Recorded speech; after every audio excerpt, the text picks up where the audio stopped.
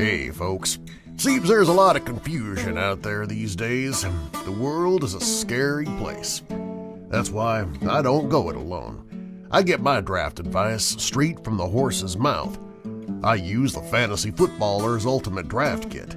It's chock full of all kinds of stuff like premium rankings, sleepers, values, breakouts, and of course my favorite, handcuffs. So don't find yourself stranded all alone, shaking and afraid. Go to www.ultimatedraftkit.com and get yourself a roadmap to a fantasy championship. Hee-haw!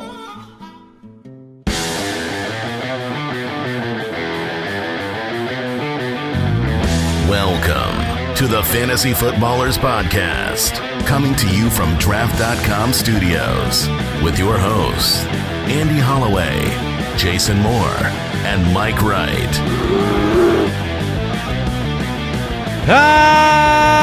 Welcome in. Oh, there's freedom. There's freedom in this room right now. It's about time. I missed you, Jay. Well, apparently Mike is incapacitated. Yeah. He is at home with A little bit of the throw-ups. a little bit of tummy A trouble. little bit of the pukes. That's what he gets, all those tattoos. Yeah. Wild and crazy kids. Welcome into the podcast. Thanks, Dad. Yeah, that's what dads say. Long hair, tattoos. Must be homeless. Must be, yeah. All right, we have a show. We're doing a show regardless of Mike's presence. Probably a much better show. Probably. I mean, just, you know. The Grizzly may have to carry the show. I think he's got it. Welcome in. Hopefully you had a wonderful Memorial Day weekend. It is Tuesday, May 29th. Today we have a great quick question. We have a game. We're going to play a little game. Oh, game of this or that? Yeah, and we're going to answer some questions. So we'll get you ready. We'll get you right for 2018. I'm excited. The Ultimate Draft Kit's coming out just Friday. Moments away. We are days away from being able to sit wherever you want and just pour through the endless content in the Ultimate Draft Kit. People are already on the page just refreshing. That's what I Just understand. clicking? Yeah, just clicking the button. All right, quick question of the day. Who have you been changing your opinion on lately? I mean, the off-season, it progresses, and things change. We are water. We are not stone, right? We try to stay up to date with what's going on and morph our opinions. You know, you don't want to be locked into something that you believe early in the offseason, and then all the information points you a different direction. And then because of stubbornness, you just stay there. So who's your opinion changing on, Jason? Yeah, I love this question because I think that it's such a bad approach to, as an analyst, you know, pick the guys you like or you don't like and just hold firm. Ironically, after saying that, this is a guy who I have changed back to my original opinion. It's an Amari Cooper situation. Yes, it is. It's one of those back and forth, flippy floppy. Flippy flop. I got my flippy floppies on right now. Okay, so as per what's usual. What's the flip? What's the flop? It's Royce Freeman. So Royce Freeman has really, truly been one of those ping-pong players for me. Pre-draft, didn't like him. Didn't really love the tape. After the draft, I thought he went to one of the best situations. I assumed that they were going to, by the time that week one rolls around, plug him in as the C.J. Anderson role. He would be the absolute starter. Devontae Booker's both not good enough nor deserving enough, I think, to really encroach on those numbers. And as time went on, I kind of cooled on my original stats, and recently I've been watching more film, spent some time even this last weekend on my anniversary weekend watching some Royce Freeman film, and I do believe he will get that role. I think their offensive line is better, and there's a lot of stats everywhere with fantasy football. Some are far more telling than others as far as predictability. And one of my favorite things to look at for rookie running back success is weight-adjusted speed. And I think Freeman has a good enough score. I think he's somewhere above the 85th percentile in that. I think he'll get the role. I have him right now locked in as an RB2, and he's going late in draft. So I like Royce Freeman as of right now. Rookie running back for the Denver Broncos. Yeah, the Broncos are one of those teams this offseason that I think there are a lot of question marks about. You know, you have certain offenses that you kind of know what's going to happen. There's split opinions about Case Keenum, what he is, what he brings to Emmanuel Sanders and Demaryius Thomas, whether Case Keenum himself is going to be a sleeper in the fantasy world. And then there's question marks around Devontae Booker and Royce Freeman. I do believe he'll have that role as well. It's interesting that your opinion is changing. Mine, see, Mike's not here, so maybe this is the right time to say it. Kareem Hunt is the answer for me. And I want to explain this because no one tell Mike. Yeah, don't tell Mike that I like Kareem Hunt a little bit more today than I did yesterday. But no, I have just been following and reaching out to some of the beat writers in Kansas City and trying to get a real gauge on the mysterious situation behind Spencer Ware's injury. And a lot of my argument for why I believe Kareem Hunt doesn't belong in the upper echelon of fantasy running backs like an Alvin Kamara has been based on the historical success of Spencer Ware, the fact that last season the Chiefs went into the season hoping to split that backfield up. Spencer Ware has been great. He's only 26 years old, but he's still not out there at OTAs. And the injury that he suffered is somewhat unique. If you watch press conferences, he's very it's kind of his personality anyway, but he's just kind of subdued about getting back on the field, about the running back room, and then you start putting the pieces together in Kansas City where they went out and they brought in the Williams brothers, Kerwin Williams, not really the brothers, but the pair of Damian Williams and Kerwin Williams. And, you know, you look at Kerwin Williams, he signed so early in the offseason, you're like, well, you had a chance to show a little bit of something in Arizona last year. Why did he go to Kansas City? I just think that there is a little bit more doubt in my mind about Spencer Ware's health. And if Spencer Ware is not available or not the same, then it is very firmly Kareem Hunt's backfield. It is it is much more in that 65-45 split. Yes, they'll use other backs. You see a healthy Spencer Ware as greater sign than the Williams brothers. Yes. Gotcha. Yes. And I think he, just from what he's established in the past and how Andy Reid thinks of him, I think he would have a great opportunity if he's healthy, and he can still be healthy.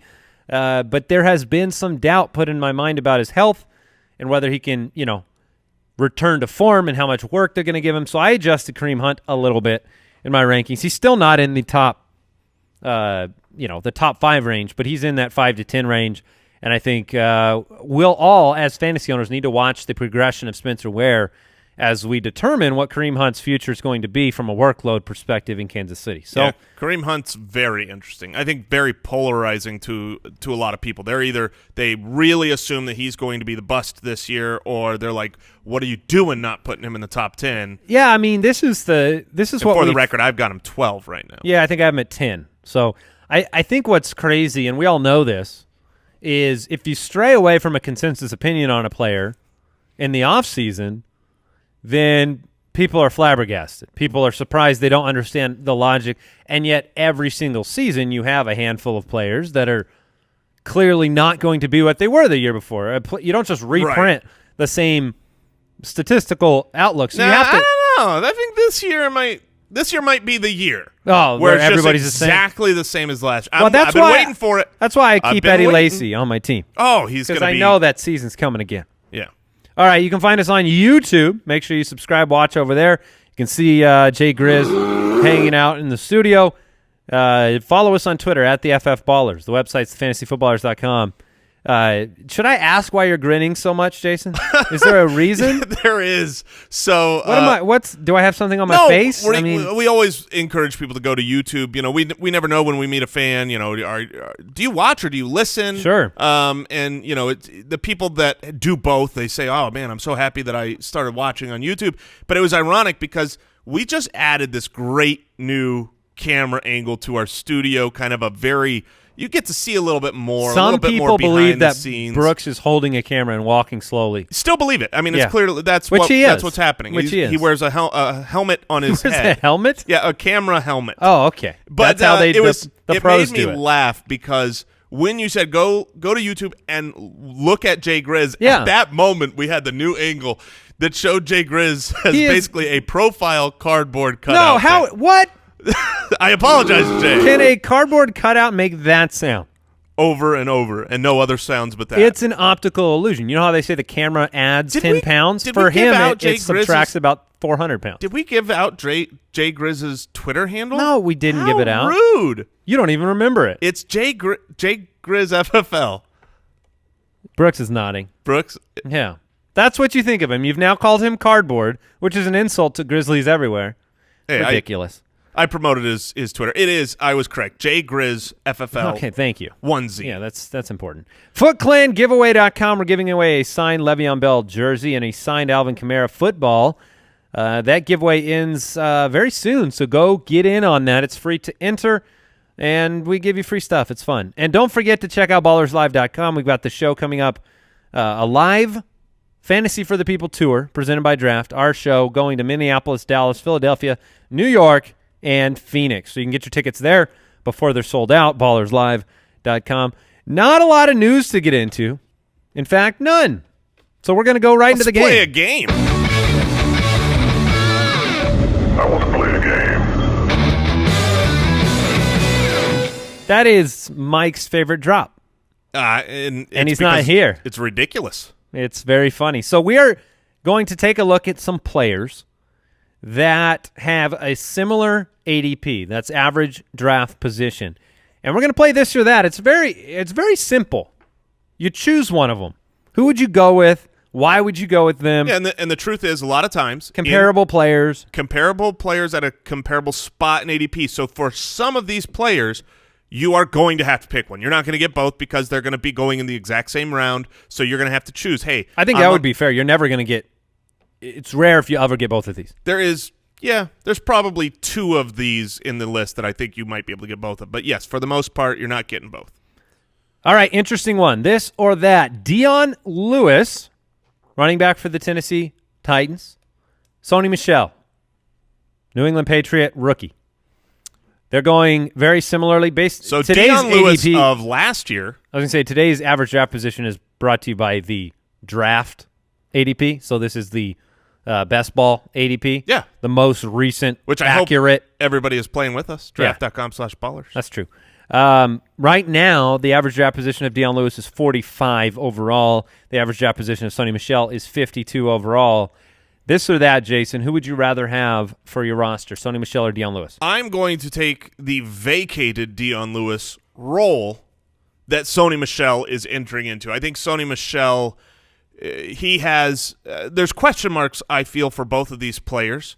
I'm more scared of Dion Lewis's injuries than I am of Sony Michel's fumbles, but I just can't believe that the Patriots, such a smart team, would spend up a first-round pick unless prior to selecting that player they had a role carved out for him and said, our team, with this player in this role, this is what our team needs for 2018.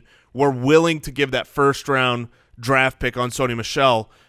He wasn't my favorite in college film, but I know a lot of people is their favorite. Mike's favorite, yeah. So, yeah. Outside of Saquon. I would take Sony Michel, who I believe is going to have every opportunity to be the first down, the second down, and could be a third down back for New England versus Dion Lewis, his injury history, who is more of the, I don't think he's going to take over for Derrick Henry. Yeah, if Derrick Henry went down, as in not available, Dion Lewis would be a top 12, top 10 guy. Top 10 guy, for sure.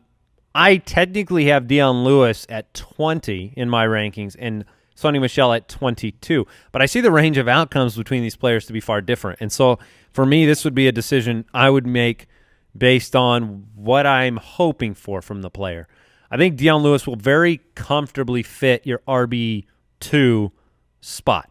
And I don't think that the week-to-week changes from Dion Lewis. Dion Lewis is going to be on the field whether they're ahead, whether they're behind. He was signed to play. He's going to, he's not going to be used around the goal line probably like Derrick Henry, but he's a comfortable RB2. Sony Michel, is probably who I draft 9 times out of 10 between the two, despite the fact that I have one projected for slightly higher points on the year. But you wouldn't be as comfortable with Michel as your second running back. Is that what I'm hearing? Because consistency? Yeah, I would depend a little on the rest of my roster. I would think that there are various outcomes for Michel. He could be what you said. First, second down, get in there on third down. They could also fall in love with Rex Burkhead. Burkhead could stay healthy. Burkhead could take more carries than we expect or believe. We've seen the backfield in New England. Sony Michel can fumble, put himself in the doghouse. Really bad split backfield. James White's still going to get time on the field. So potential, I think Sony Michel's potential is all the way from a low-end RB1 to a not excited to start RB3. Sure. So I think and I you would always have to deal with the Patriots conundrum of he gets 20 carries in week 1, and week 2 you come out and he gets 5 carries. And I love the big play potential of Sony Michel, but it would I think 9 times out of 10 I would take him because I want the back-end RB1 potential versus Dion Lewis. But that 10th time is going to mean that I took Sony Michel and you took Dion Lewis. Yeah. All right. Yeah. All right. Let's move on. This or that. By the way, Jay Grizz, he went with Jordan Howard. Yeah, it wasn't an option. No. Stefon Diggs versus Josh Gordon. Oh, this is a good one. Yeah, it's an interesting one too. I mean, both players will not have the same quarterback throwing them the ball that they did last season. Deshaun Kaiser is gone. That's true. You have one of these players will not have the same quarterback throwing them the ball all season this year. That could be true too. You're talking about Josh Gordon. I am talking and about the likelihood Josh of a Tyrod Taylor, Baker Mayfield quarterback change at some point. Yes. Now, right now their average draft position is back-to-back. I love it because one of these guys I am happy to have on my team, and one of these guys I'm scared to have on my team. 39 and 40 overall. I've got Josh Gordon 5 spots ahead. You've got Stefon Diggs 6 spots ahead. Why do you like Diggs? I have Stefon Diggs, I think, far higher than that, probably 13, 14 Oh, sorry, spots. that was the consensus. Yeah, that is our consensus I've got rankings. Diggs at 14 and Josh Gordon at 33. Wow. Yeah, so obviously we're on different sides. Why here. do you hate Josh Gordon? The reason is that more of the question than why do you love Stefon Diggs? That is actually, I think, more accurate because both players are extremely talented. The range of outcomes for Josh Gordon, we've already seen him finish as the wide receiver 1. And I believe when he did that was only in a 14-game season. He's a beast. He's a stud. I think he pairs up with Tyrod Taylor pretty well. And, Baker Mayfield coming in as the #1 pick, a lot of people's favorite college quarterback in a while, super highly accurate guy. But to me, there are too many question marks with the Browns. Okay, so Baker comes in, which he will. I know you still are on the belief in Hugh Jackson that maybe Tyrod will actually start the season, but I believe Baker will come in, and when he does, his accuracy, I think it benefits Jarvis Landry more than Josh Gordon. But you don't even know, even with Tyrod there, with Jarvis Landry, with Duke Johnson, with Corey Coleman, with Josh Gordon, when Josh Gordon did it all and was a superstar fantasy option, he was it. There was no one else worth even thinking about throwing the ball to, similar to what we saw from the dumpster fire 2 years ago in Cleveland when he wasn't a dumpster fire, Terrell Pryor. So to me, Josh Gordon's not going to get the target volume to be a stud. And Stefon Diggs, when he's been healthy, he's been a very valuable player. I would rather have the consistency, even though I think the ceiling, if all you're saying is which player can finish higher, it's probably Gordon. Okay. All right. I'd love to get Brooks to weigh in on these as well. So, Brooks, prepare yourself an answer. Put that judge robe on. I'm not sure I understand the logic behind discounting Gordon because of Baker. I feel like the strongest, most compelling argument against Josh Gordon is that Tyrod Taylor throws for 3,000 yards instead of 4,000 or 5,000, and you want Tyrod in there if you want to discount Josh Gordon. Because if you put a player that doesn't run the ball, I mean, Baker Mayfield's not going to run like Tyrod Taylor does. When the pocket breaks down, he's going to be trying to stay in there and make the throw. I feel like that only benefits a guy like Josh Gordon. And Gordon last year, 18-point-something per catch. It doesn't take target volume. It takes, could be a 60, 70 reception season. I still think he could outperform Diggs. And then you don't have. I mean, you've got different question marks. Obviously, the Browns are the problem there. My But argument. I'd go with Gordon. Yeah, my argument there with the Tyrod Taylor, yeah, he might only throw for 3,000 yards, but we saw it when he had Sammy Watkins. His scramble around, buy time, and launch the ball downfield does not lean that itself benefits towards Gordon. Jarvis Landry. That's a Gordon special, because if you're willing to basically punt the ball deep downfield and hope someone gets it, I want Josh Gordon on my team. Brooks, this or that? Stefon Diggs, Josh Gordon. Diggs. All right. Big fan. Score one I'm for really the good glad guys. I started including Brooks. Very good. All right. Who? What about Sony, Michel, Dion Lewis there? Yeah. Good. What do you think? Going Sony on that one. All right, and since Andy took 1 out of 10 Dion Lewis, I'm 2-0. Man. Well, yeah, all right. Well, hey, the next one, Ben Roethlisberger versus Matthew Stafford. We'll talk about in just a second, but right now we want to thank today's sponsor, Fantasy Champs, because that's what our listeners are. That's where Jason goes to buy me gear. Yeah, I get our whole league, these awesome jerseys that we can show up with in our league with your custom fantasy football team on the front, your name on the back, whatever your favorite number is. You pick your color scheme. It's a really cool item that they have. They also sell draft boards. So if you do the live draft and you want to be able to be like that commissioner, you grab the name, put it up on the board, come to the podium, have a real extravagant event.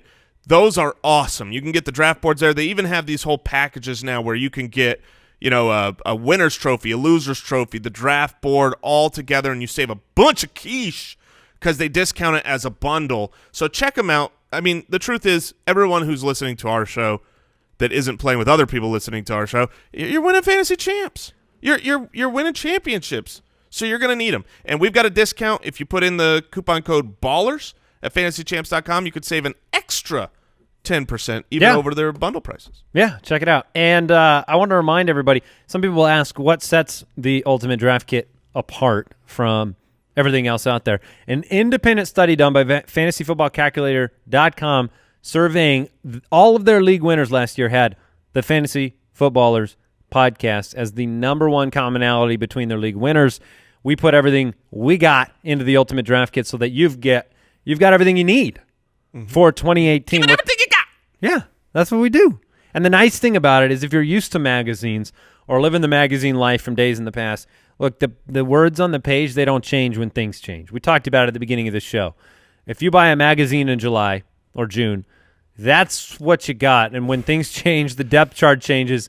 It's useless information. I always remember going to the airports last year. They're fun. In August. Oh, yeah, and I'd be like, I want something to read, so I grab a magazine, and then I'm looking, I'm like, wait a minute, this guy got He's not even on the same roster. Yeah. So we keep it up to date. 100-plus player profile videos, expert rankings. We've got risk rankings in there. How risky is a player when you're building a roster? We've got all the tier breakdowns. We've got the stat projections, in-depth stat projections for every single player of relevance. We've got all the rookie information, the offseason review, sleepers, breakouts, busts. Our tiers, consistency charts.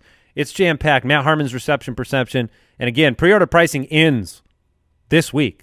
The draft kit comes out on Friday. So if you want the cheapest possible price, ultimatedraftkit.com, grab it now, and then use it on Friday all the way through the beginning of the season. The pro move is buy it now, and then you still get it pretty much now. Yeah. So But cheaper. Now is good. Yeah. All right. This or that. Big Ben Roethlisberger or Matthew Stafford. They're going almost identically in drafts, 94 and 92 overall. What do you think? Big Ben, Matthew Stafford, who do you want quarterbacking your team? You've waited in your draft, Jason. You've been so just wise, patient. Thank you. You've waited in your draft, and here you are staring down Big Ben or Matthew Stafford, the icing on the, on the cake that is your team. Yeah, so the real truth is I'm going to take whichever one is not drafted, because if both these guys are still on the board and, most teams have quarterbacks, I'm just going to keep waiting because I love both guys. That being said, if, I'm in the last round and nobody took either of these guys and I get my pickings, I'm going to take Big Ben, and that is a change for me over the last few years because Big Ben, he doesn't historically finish as a top-end quarterback at the end of the year. He's very volatile when it comes to home-road splits, although That wasn't the case last year. But here's the reason. So first of all, I mean, whenever you get to start the year against the Browns, sorry, Browns, it's usually good for your offense. But we saw a massive change happen with the Steelers last year, namely with their defense and with some of the battles with their offensive coordinator, who is now gone. Their quarterback coach stepped into that role, and it was all basically to function as we want to get the passing game going a little bit more.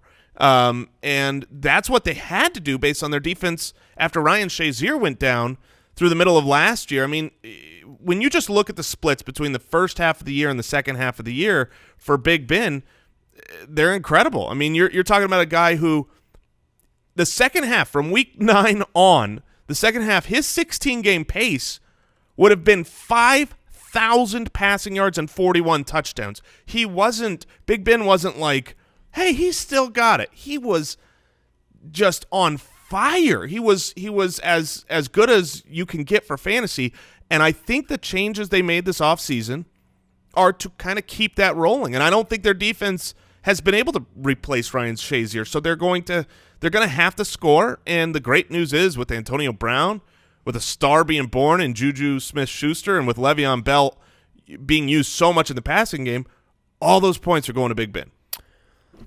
It's interesting. I wanted to look at the game splits and see how Big Ben performed with and without Martavis Bryant over the last 2 seasons, and his numbers were basically identical across the board: passing yards, attempts, completions, interception percentages.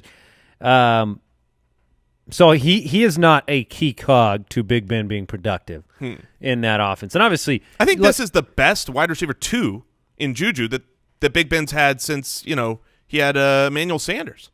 Yeah, it's interesting. If you look at how he played with Juju, his passing yard, his projected average on the year would be 4,100 yards and 27 touchdowns, which I think you would be content with. Not crazy excited about. I mean, the truth is you're probably still not going to play Big Ben week in, week out. He will be a matchup play at the quarterback position, and I'll draft both these guys and play the better matchup if I need to. I'm going to go with the guy that has averaged 277 passing yards a game, Mr. Matthew Stafford.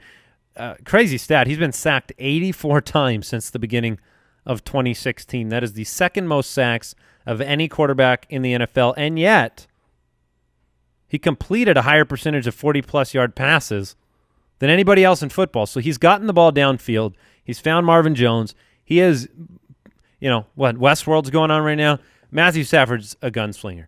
Doesn't matter the arm angle. Doesn't matter the weapons that he seems to have around him. This team is built around Matthew Stafford. And much like your argument for Big Ben, I don't think the defense in Detroit is what Matt Patricia wants to have and will have in a couple of years, 2-3 years as he builds it. So I think Stafford is a pretty safe bet. I would lean the Stafford direction.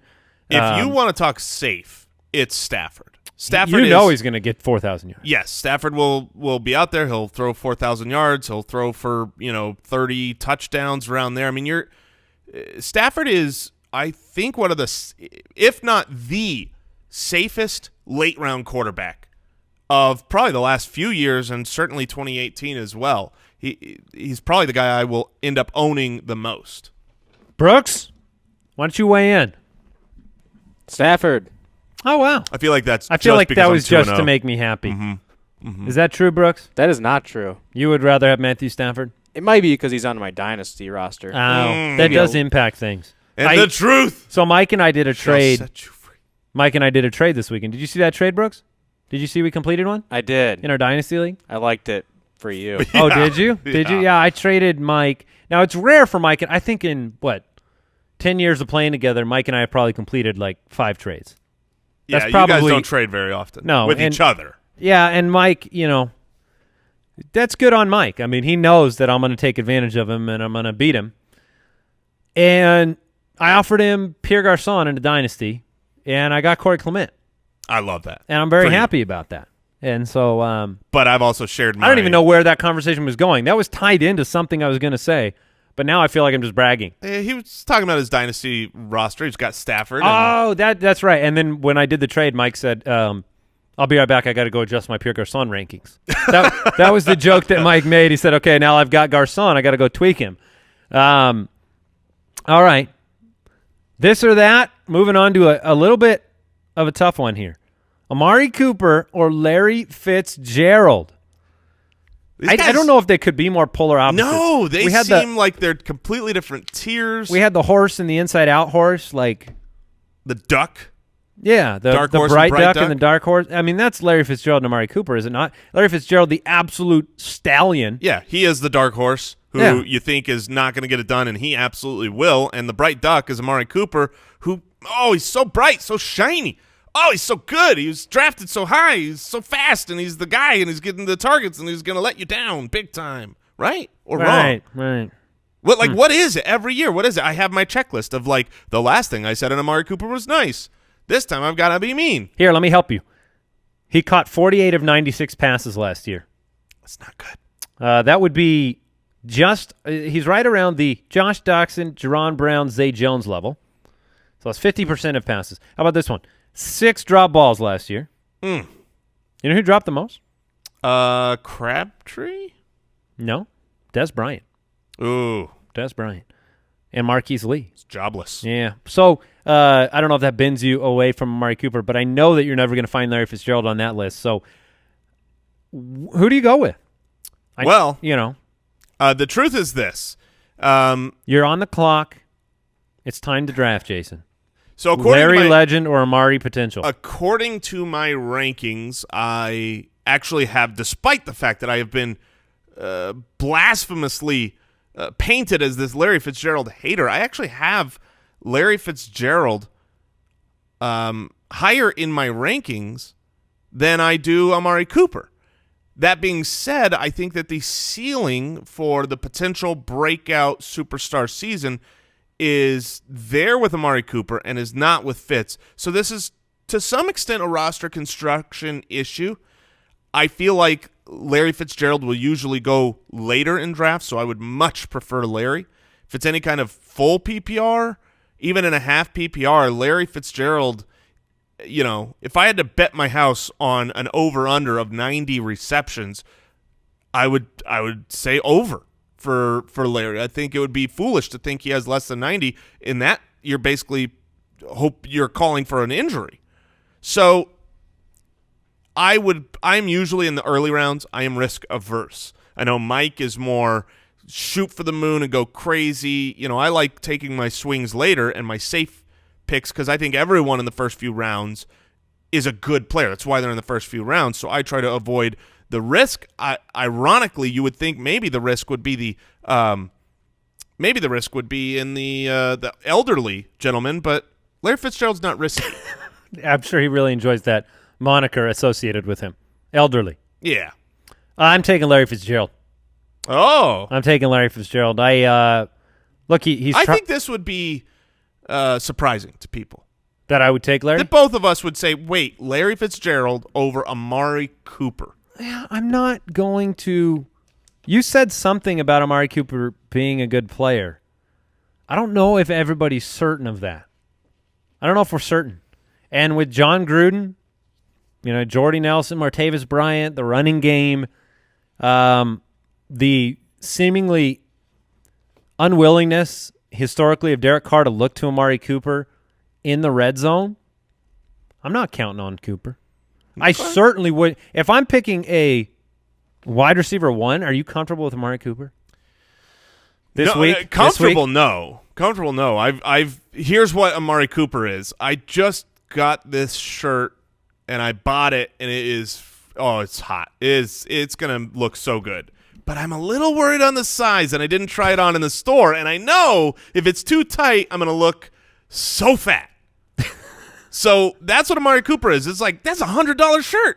I shouldn't be buying a $100 shirt, but this is so nice. It's the last one on the rack. I got to have it. And then, please, I got to lose weight, or he's got to be big enough. I feel like that's the comparison. Amari Cooper pre-draft, he looks real good in that department store mirror. Mm-hmm. But once you got him at home, once you got him on your roster, and you look in the mirror at home, you're like, oh man, should I have even bought this? Yeah, that's. I think I need to go on. You got to go on a diet if you draft Amari Cooper. There's no I think he's fit in that shirt. I think Amari's good for 75 receptions. I think he's good for 1,000 yards. But do I think he's going to score 8 touchdowns, 7 touchdowns? No, I think he's probably going to be 5. And if he's 5, he's not what Larry Fitzgerald's going to give you. Because Larry's going to catch 30 more passes. And one of the problems with Cooper is if you look at how he's gotten his total statistics over the last several years, even when he was over 1,000 and higher volume, so much of his production comes in a few games. He has those monster games, 200 yards and 2 or 3 touchdowns. And at the end of the year, you go, oh, that was really good, but disappears for enormous chunks. And last year, we need to be honest and say it's entirely possible based on the first 2 seasons of high productivity. Last year could have been, as it is rumored to be, a situation with fighting through injuries. Even though he was out there playing, Derek Carr said he was hobbled. He was barely himself, and he's healthy now. So if Amari Cooper comes out and breaks out in his top 5, I don't think anyone I don't think anyone could be like, oh man, we didn't see this possible. It's just we don't think that's going to happen anymore with Gruden and the new Raiders. Things just have to go really, really right. They don't have a lot of things don't have to go right for Larry to be what Larry is. Right, but he doesn't have I don't think he has even the potential to be a top 5. You don't think Larry can catch 12 touchdown passes in Arizona? No, I don't. Okay. I think fair. that is Brooks? the issue to me is this Arizona with Bradford and Rosen. I think he's highest potential. By the way, 8. shout out to the Arizona Cardinals. I am wearing a cap that the Arizona Cardinals sent me this past week. They saw me on Twitter and they wanted to share the love, and then a hat showed up. So thank you very much. I'm giving them the shout out. All right, Brooks. Brooks, what do you got? Who you got, Larry or Amari? Larry. You got Really? Larry. Okay. Wow. I want to get into the mailbag, so I'm just going to ask these. No explanation. Okay. Marlon Mack or Rex Burkhead? They're going back-to-back in drafts. Marlon Mack, Rex Burkhead, Jason. Marlon Mack going away. Rex Burkhead going away. Brooks? Mack. All right. That's a poor decision. That's a great one. Julian Edelman, Michael Crabtree. Michael Crabtree, very not going away. Close. I mean, super close. I'll take Julian Edelman. We were looking a little bit at Jeremy Maclin this morning and how poor he performed in Baltimore after a down year in Kansas City. Michael Crabtree had the down year last year. You hope it doesn't go the same way for him. It probably won't. Flacco's saying some nice things about Crabtree, but I have my doubts. Obviously, Edelman coming off the injury, I lean the Edelman direction. And that is a Tom Brady, Joe Flacco thing. It's funny because You're siding with Joe Flacco. I just want you to know that. I lean the Crabtree, but I don't want to. My heart's with Edelman. No. You're a Joe Flacco truther. If there's one thing that I know about you, well, I won't been stand for this. I will not stand for this.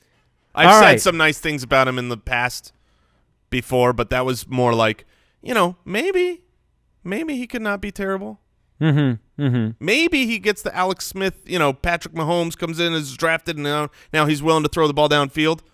But I don't think Flacco plays 16 I feel like there should be games. a rule in fantasy football where if the narrative for why you're going to be good takes more than 2 sentences, you're not going to be good. you're probably not going to be good. That's how I feel about Amari Cooper in that last discussion. You're like, well, I mean, you could do this. he might be really hurt. I mean, who puts up drop numbers like that? Who catches 50% of their passes?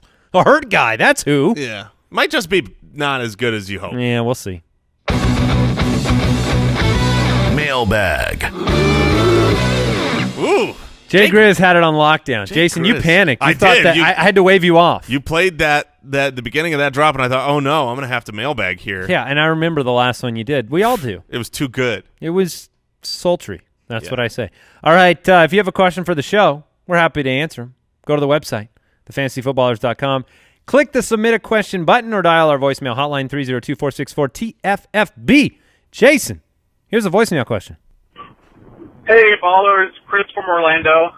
I've got my Dynasty Startup draft coming up in about 2 weeks. It's a half-point PPR because that's the only way to do it. With Hunter Henry going down, where do we take him? What round? I know we all still love him for the future, but it's a little unclear how we handle it. Thank you, guys. Yeah, that's a tough question because you know you're drafting that player for the eventuality, and are you going to be the one to pull the trigger versus the other people in your league? I do like Hunter Henry a lot for the future, but here's the thing. Hunter Henry, at least he tore the ACL now. So Right. we do believe he'll be healthy for next year. But then I do have a bit of an internal clock saying Phillip Rivers Right. is one more year older. Yep. And then all the pieces have to come together, not to mention what do they do at tight end this year? Do they bring somebody else in that's going to still be there as a complement to Henry next year? The round question is an interesting one. Do you have a ballpark in your mind of where you'd want to take that shot, or do you just want to let somebody else do it? I think I want to let somebody else do it because of the combination. I mean, I think 2 years from now you're going to get a really good 2019 with Phillip Rivers, but they would be doing themselves a disservice if they don't draft another tight end, and they have to worry about higher possible risk of re-injuring an ACL. I don't think Virgil Green is enough. Even if Gates plays this year, he's not going to be there next year. There are tight ends. I mean, he was really a tier break at tight end already. But let me ask this: would you rather draft in a startup Trey Burton or Hunter Henry? Are you kidding me? I would take Trey Burton. Right. And so Trey Burton, he's down in, round 10 plus. And that's what you'll have to spend for Henry in a dynasty startup even now? Yeah, so right now I'm saying I would not take 12, 13? I would not take Hunter Henry until we're at least double-digit rounds. And, I'm not going to take him over players that can make an impact this year.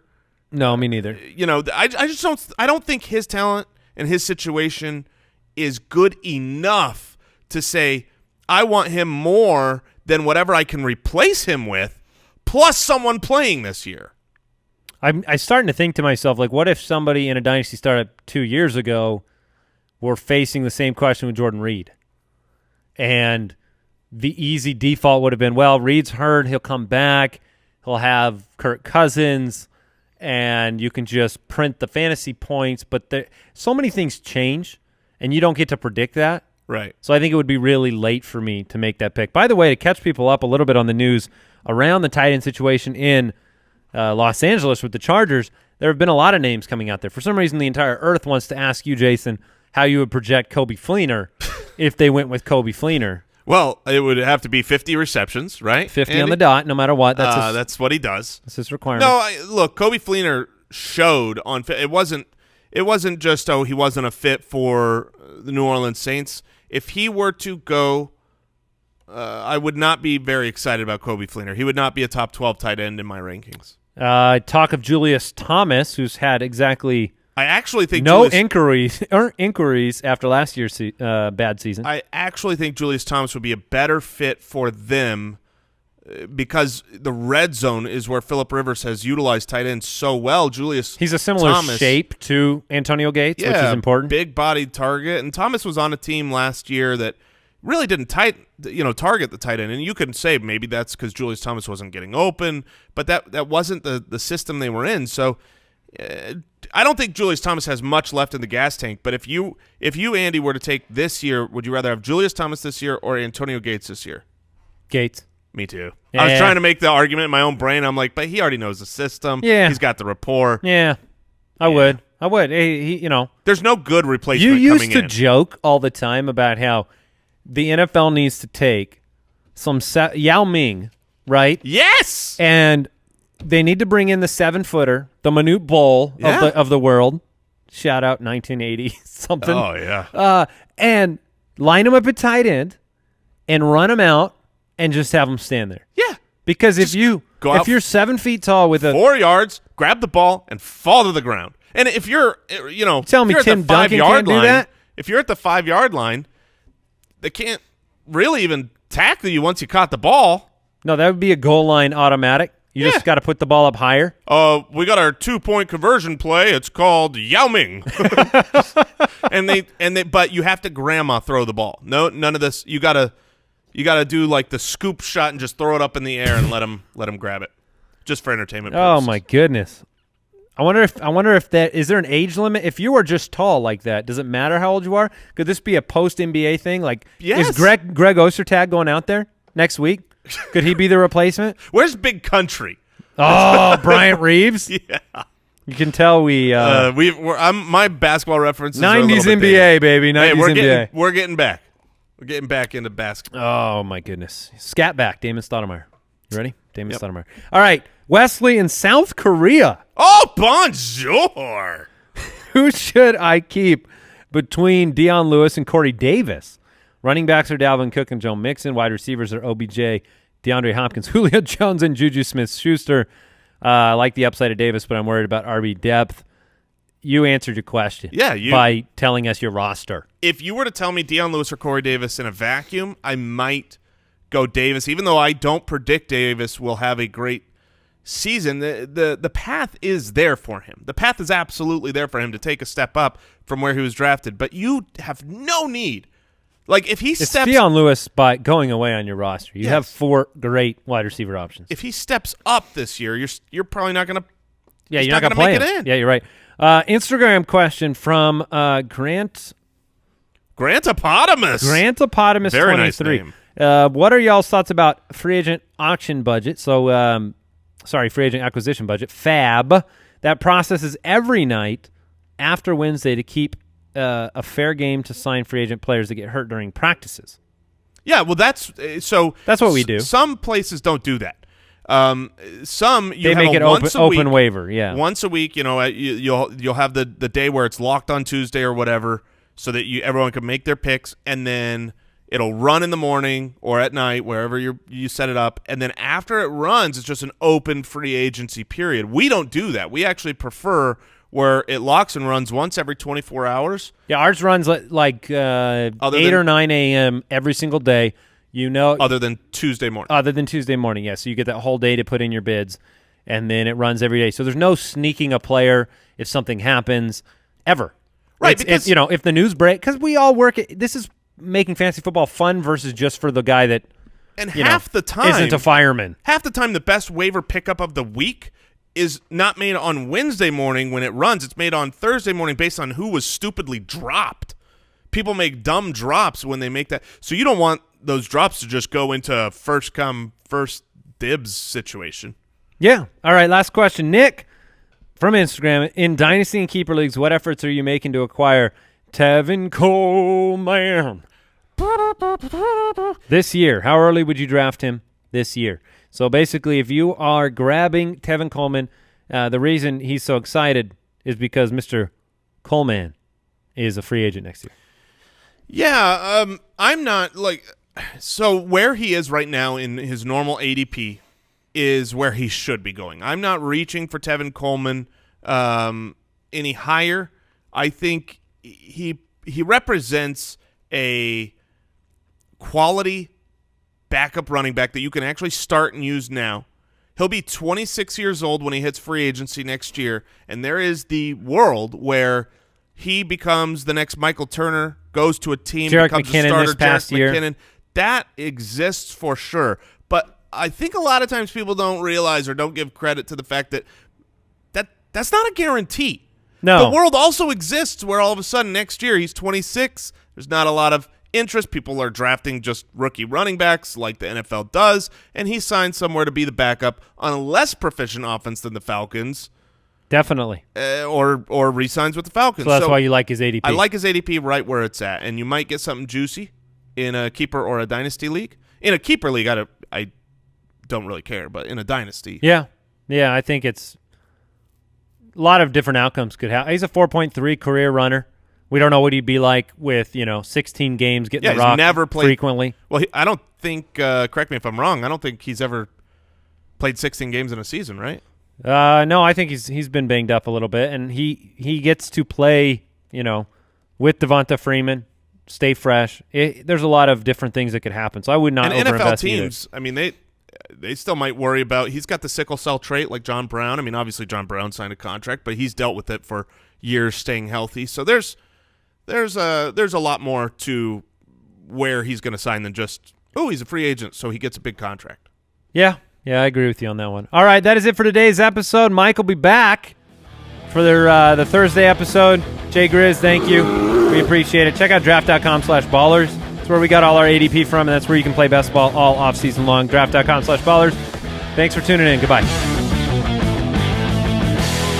Thank you for listening to another episode of the Fantasy Footballers Podcast. Join our fantasy football community on jointhefoot.com and follow us on Twitter @TheFFBallers.